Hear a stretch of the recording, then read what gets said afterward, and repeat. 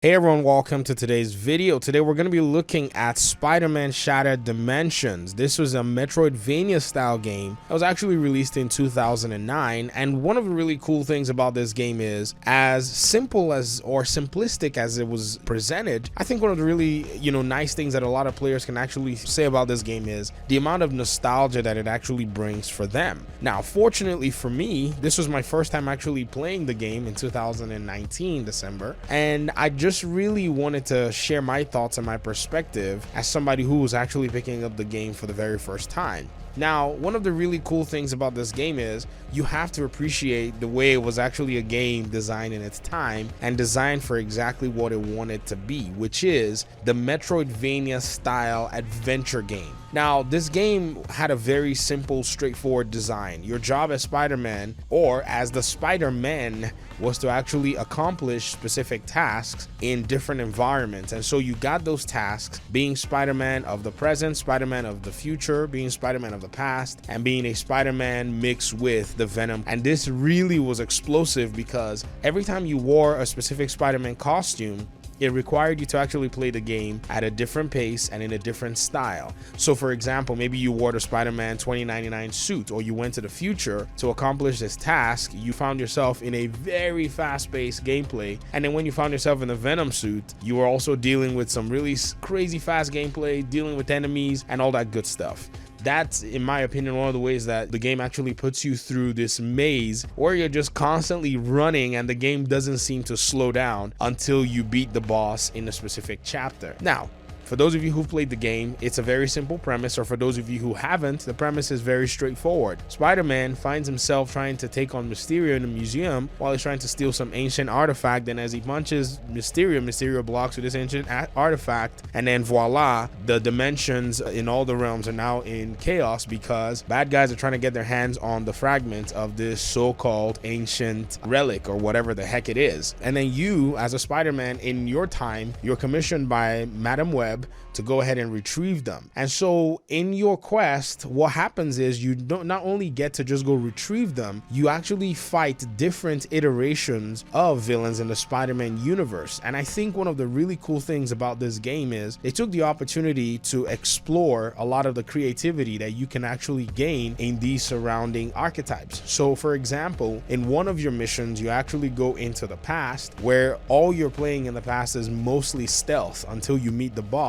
And one of the really cool things that you see is they use Hammerhead. Hammerhead is a more classic villain, and he is, armed with 2 Tommy guns, and that's one of his MOs. And then when you fight him in the final boss fight, he does use some machine guns to try to deter you from getting close to him. And so using this and using the scenery and even the soundtrack was actually very reminiscent of the past. You would even think you're Spider-Man fighting in like the 30s or the 40s or on the East Coast of America, trying to dismantle this mob boss in a sense. I think that's the presentation that was given to Hammerhead. And then you look further into the future with Spider-Man of the future, where you actually go against, say, a villain, the Goblin, where you actually have to deal with him in a fast-paced environment, or even Dr. Octavius, the way they actually present her in this Metroidvania style game, a lot of jumping, a lot of fighting, a lot of really cool aspects of the game that makes it a fun run around experience. In a sense, almost a run and gun. In fact, it reminds me of a little bit of Contra if you are into the really old games. And then when you go into Spider-Man with the Venom suit, who was definitely my favorite, you have to deal with a lot of colorful bosses. The art style is so beautiful. I mean, when you go fight against Deadpool, you'll notice immediately that the art style is super enhanced and it's a very colorful villain that you're actually dealing with. But one of the really cool fights that actually really comes to mind is your fight with Carnage. And so this fight actually does highlight that struggle that Venom has against Carnage with Spider-Man. I think they actually tried their best to actually interweave this in there, and so Spider-Man fans can actually get a solid retcon from all of that goes into everything there. And so these are some of the things that make Spider-Man Shattered Dimensions a very solid game to play through. For those of you who have not played the game, stay tuned. We'll be bringing the gameplay on this channel for you guys so that you can get your hands on and you can actually see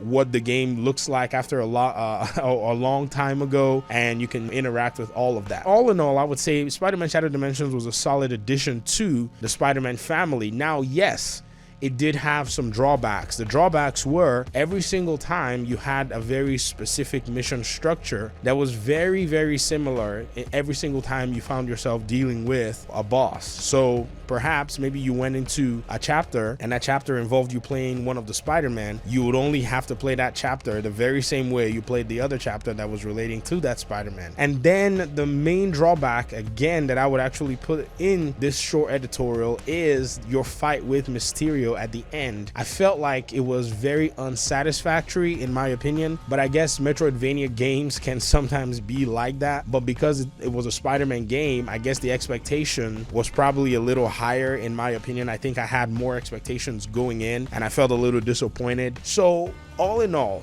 this project I feel like was a solid addition nonetheless. There were some drawbacks in terms of mission structure, in terms of the final boss fight, but all in all, when it came to music, when it came to art style, when it came to a lot of the representations of what Spider-Man is and the retcons, you can put all these together and say you have yourself a solid game that was made about 10 years ago, that was made to appease the Metroidvania people and see Spider-Man in that kind of context and enjoy exactly who he is and what he's about. So thank you very much for watching the video. I appreciate you guys so much. Watch out for some gameplay footage. We're going to be giving you guys some nostalgia on the channel and hope to see you in our next video. If you enjoyed the content, please hit the like button, subscribe, and we'll see you in our next video. Thank you very much.